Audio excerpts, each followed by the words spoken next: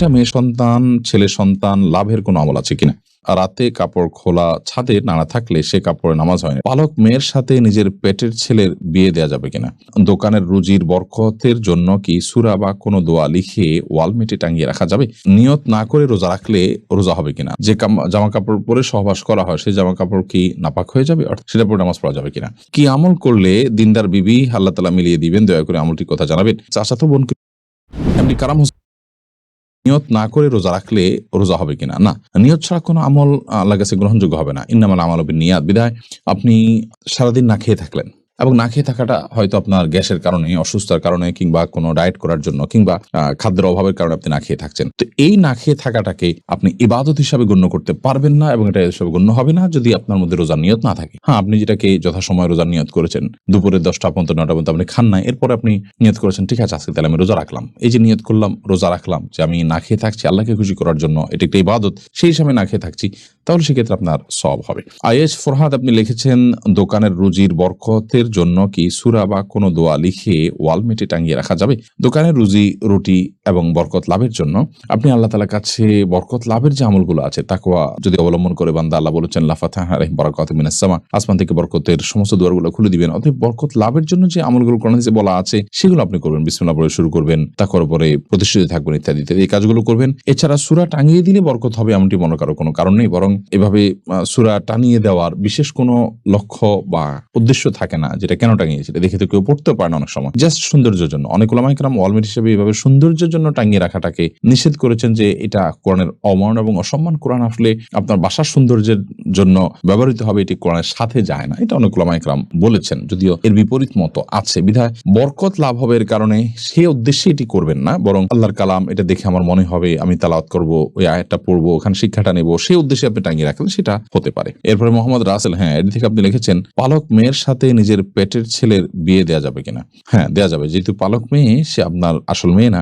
অতএব তাকে আপনি পেটের ছেলের সাথে বিয়ে দিতে পারেন। হ্যাঁ, যদি আপনার পালক মেয়েটা আপনার দুধ সন্তান হয় বা দুধ সম্পর্কিত আত্মীয় হয়, যার সাথে বিয়ে বন্ধন আবদ্ধ, হারাম, দুধের কারণে যে সম্পর্ক হয় সেটি যদি এই পর্যায়ে চলে যায়, তাহলে সে আপনার দুধ ভাই, যার কারণে তাকে আপনি বিয়ে করা জায়েজ হবে না। তো এরকম কিছু যদি না হয়, জাস্ট পালক মেয়ে, তাকে আপনি লালন পালন করেছেন, আপনার দুধ পান করেনি সে, তাহলে সেক্ষেত্রে বা এই ছেলের সাথে আপনার যে ছেলে হয়েছে তার সাথে তার দুধের কোনো সম্পর্ক নেই সরাসরি, তাহলে সেক্ষেত্রে তার সাথে বিয়ে দিতে কোনো অসুবিধা নেই। তাসলিমা খানম আপনি লিখেছেন রাতে কাপড় খোলা ছাদে নাড়া থাকলে সে কাপড়ে নামাজ হয় না, এটা কতটুকু সঠিক? না, এরকম কোনো কথা সঠিক নয়। যদি রাতে কাপড় খোলা ছাদে থাকে বা খোলা বারান্দায় থাকে তাতে নামাজ হয়ে যাবে। নাপাক লাগলে সে নামাজ হবে না। এখানে নাপাক লেগেছে তার কোনো প্রমাণ তো নেই, বিধায় এ ধরনের কথা বিশ্বাস করার কোনো কারণ নেই। মোহাম্মদ হানজালা আপনি লিখেছেন আমার ডান পায়ের বৃদ্ধাঙ্গুলি অনেকটাই কেটে গেছে, ডাক্তার বলেছে পানি না লাগাতে, এখন আমার ওযুর জন্য করণীয় কি? বৃদ্ধাঙ্গুলির ওই জায়গাটা যে ব্যান্ডেজ থাকে বা যেভাবে হোক পানি লাগানোর অসুবিধা হয়, তাহলে আপনি মুখ ধোবেন, হাত ধোবেন যথারীতি, ডান পা, যে পা সমস্যা আছে, যে পা সমস্যা নেই সে পা ধোবেন, যে পায়ে সমস্যা আছে ওই পাও ধোবেন, কিন্তু আঙ্গুলের সমস্যা আছে তাহলে আঙ্গুলটাকে এভাবে উঁচিয়ে আস্তে আস্তে করে আলতো করে পানি দিয়ে বাকি পুরো অংশটা আপনি ধোবেন ভালো করে, যাতে শুকনো না থাকে। যে আঙ্গুলটা ধোয়া নিষেধ, ওটার উপরে ভিজা হাতকে দিয়ে হালকা আলতো করে মুছে নিলেন, বাস, তাতেই আপনার ওযু হয়ে যাবে ইনশাআল্লাহ তাআলা। গাউসিয়া জামে মসজিদ এটি থেকে আপনি লিখেছেন রাস্তার দুপাশে দুই সমাজের দুই মসজিদ থাকতে পারবে কিনা? রাস্তার দুই পাশে দুই সমাজের দুই মসজিদ থাকতে পারবে কিনা, মাঝখানে 20 ফুট দূরত্ব, এটা খুবই গর্হিত কাজ। আল্লাহর ঘরকে আমরা এভাবে নিজেদের ঝগড়াঝাটির আপনার অস্ত্র বা মাধ্যম বানানো, এটা উচিত নয়। আপনি দুইটা সমাজের বা দুইটা গোত্রের বা দুইটা বংশের মানুষ, দুইটা বাড়ির মানুষ নিজের মধ্যে গন্ডগোল ফাসাদ করে তাদের আলাদা আলাদা ঘর বাড়ি নির্মাণ করবেন আপনারা, সেটা আল্লাহর ঘরের প্রতি অসম্মান। বরং কোন জায়গায় আগে থেকে মসজিদ আছে সেই মসজিদে আমরা সালাত আদায় করব, তাতে ওই মসজিদ কর্তৃপক্ষ যারা পরিচালনা করছেন বা যাদের বাড়ির সামনে মসজিদ তাদের সাথে শতমত পার্থক্য থাকুক, তারপরেও সালাত আদায় করব এবং তারাও এখানকার সকল সালাত আদায়কারীকে অ্যাপ্রিসিয়েট করবে, শ্রদ্ধা প্রদর্শন করবে, আল্লাহর ঘরের মেহমানদেরকে তাদের সাথে কোনো প্রকার খারাপ আচরণ করবে না। এটি উভয় পক্ষেরই কর্তব্যের অংশ। আমরা এইভাবে যদি বিভাজন করতে থাকি আল্লাহর ঘর দিয়ে, সেটা অবশ্যই প্রশংসনীয় কিছু নয়। এক্ষেত্রে পুরাতন মসজিদারা যদি অসহায়তা করে তাদের যেমন গুনাহ হবে, নতুন মসজিদারা আলাদা করে আপনার মসজিদ নির্মাণ করে সমাজের লোকদেরকে বিভক্ত করছেন সেটিও গুনাহ হবে এবং দৃষ্টিকটু হবে, এটি আল্লাহর ঘরের অসম্মান হবে। মোহাম্মদ আহসানুল্লাহ আপনি লিখেছেন ব্যাংক লোনের গ্যারান্টার হওয়ার ইসলামিক হুকুম কি? যদি লোনটা সুদ ভিত্তিক না হয় তাহলে সেক্ষেত্রে গ্যারান্টার হতে কোনো অসুবিধা নেই, আর সুদী লোন পূরণের গ্যারান্টার যদি হয় তাহলে সেক্ষেত্রে অবশ্যই গুনাহ হবে, কারণ সেখানে অন্যায় আপনি সহযোগিতা করছেন। এমনি সেলিম রেজা কাজল আপনি লিখেছেন যে জামা কাপড় পরে সহবাস করা হয় সেই জামা কাপড় কি নাপাক হয়ে যাবে, অর্থাৎ যেটা পরে সেটা পরে নামাজ পড়া যাবে কিনা। যা কাপড় চোপড় পরে সহবাস করলেই সেটা নাপাক হয়ে যাবে না, যদি সেখানে নাপাক লাগে তাহলে সেক্ষেত্রে সেটা নাপাক হবে, আর যদি নাপাক না লাগে তাহলে সেটা নাপাক হবে না। অতএব এটি নির্ভর করবে যে নাপাকটা লেগেছে কি লাগেনি তার উপরে।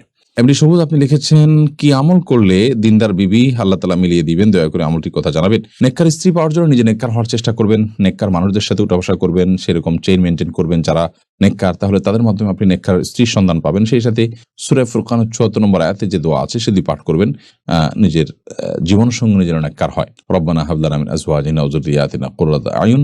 মোহাম্মদ শহীদুল এখন আপনি লিখেছেন জুমার নামাজ আদায় করতে গেলে আগে যাওয়ার কারণে বসে থাকতে হয়, মাঝে মাঝে চোখ লেগে আসে, মানুষ বেশি হওয়ায় উঠতে পারে না, এর কারণ কি?